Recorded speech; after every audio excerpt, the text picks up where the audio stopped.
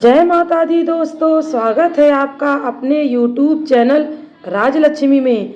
माता रानी की कृपा आप और आपके परिवार में सदा सर्वदा बनी रहे। दोस्तों, इस वीडियो में मैं नाग पंचमी की कथा सुनाने जा रही हूँ। इस कथा को सुनने से सांपों का भय दूर होता है और नागदेव का आशीर्वाद प्राप्त होता है। सावन मास की शुक्ल पंचमी तिथि को नाग पंचमी के रूप में मनाया जाता है। इस दिन भारत में नाग पंचमी का पर्व बहुत धूमधाम से मनाया जाता है। नाग पंचमी के दिन शिव मंदिरों में भक्तों की भारी भीड़ लगती है।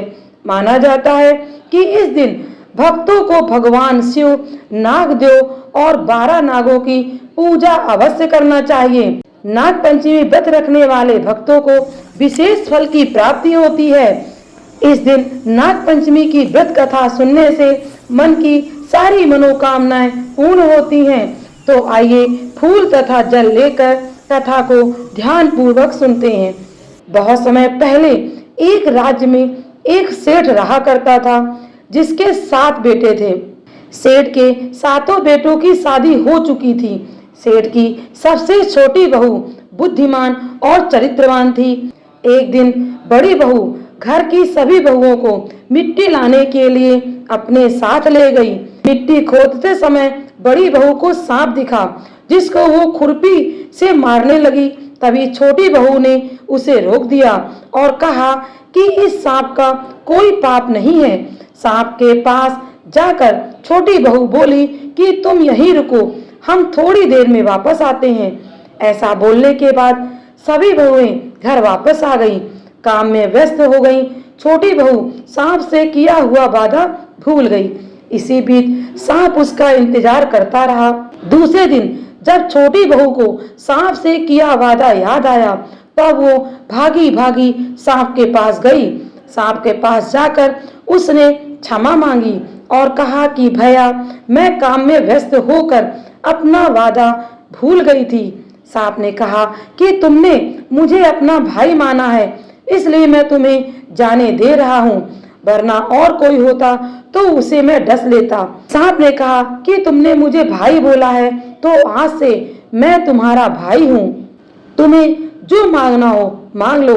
तभी छोटी बहू ने कहा कि मेरा भाई नहीं है, आज से आप मेरे भाई हैं। कुछ दिन बाद रक्षाबंधन का त्योहार आया। सभी बहुएं अपने अपने भाई के साथ चली गईं, किंतु छोटी बहू के कोई भाई न होने के कारण वह दुखी होकर बैठ गई। तभी सांप मनुष्य का रूप धारण करके अपनी बहन को लेने आया। उस पर विश्वास करके घर वालों ने छोटी बहू को जाने दिया। सांप छोटी बहू को अपने घर ले गया, जहां सांप का परिवार रहता था। सांप के घर में इतना सारा धन देखकर बहू हैरान हो गई। एक दिन सांप की माँ ने छोटी बहू को कहा कि अपने भाई को ठंडा दूध पिला देना, मगर छोटी बहू इस बात को भूल गई। उसने सांप को गर्म दूध पिला दिया, जिसकी वजह से सांप का मुंह जल गया। सांप की माँ बहुत गुस्से में थी, मगर सांप ने उसे समझाया।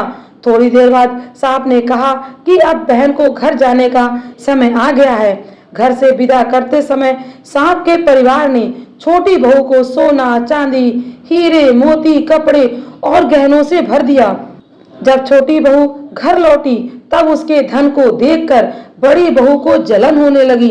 गहनों के साथ सांप ने छोटी बहू को एक हीरे और मणि से बना हुआ हार दिया। पूरे राज्य में इस हार की चर्चा होने लगी। जब रानी को पता चला, तब उसने हार मंगवाया।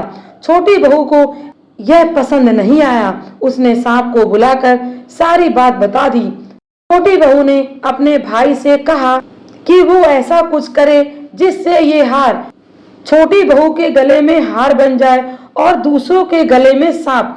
बहन की बात मानकर भाई ने ऐसा ही किया।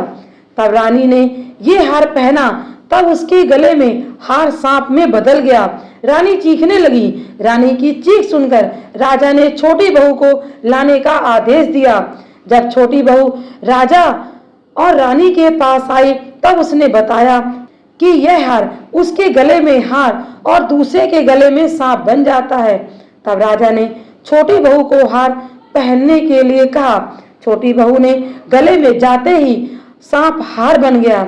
यह चमत्कार देखकर राजा बहुत खुश हुए और उसे धन दौलत देकर भेज दिया। बड़ी बहू धन दौलत लेकर घर पहुंची। तब बड़ी बहू ये सब देखकर जलने लगी। वह छोटी बहू के पति के कान भरने लगी। सबसे छोटे बेटे ने अपनी पत्नी से धन, कपड़े और गहने के बारे में पूछा। तब छोटी बहू सांप को याद करने लगी और उसके सामने सांप प्रकट हो गया।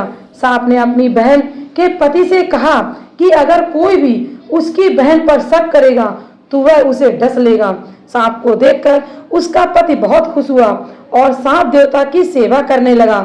इस दिन से महिलाएं सांप को अपना भाई मानकर विधि विधान से पूजा करती हैं। बोलो नाग देवता की जय, बोलो भोले परिवार की जय। आगामी व्रत एवं त्योहारों के लिए राजलक्ष्मी चैनल को सब्सक्राइब करना ना भूलें। तो मिलते हैं आपसे अगले वीडियो में, तब तक के लिए नमस्कार।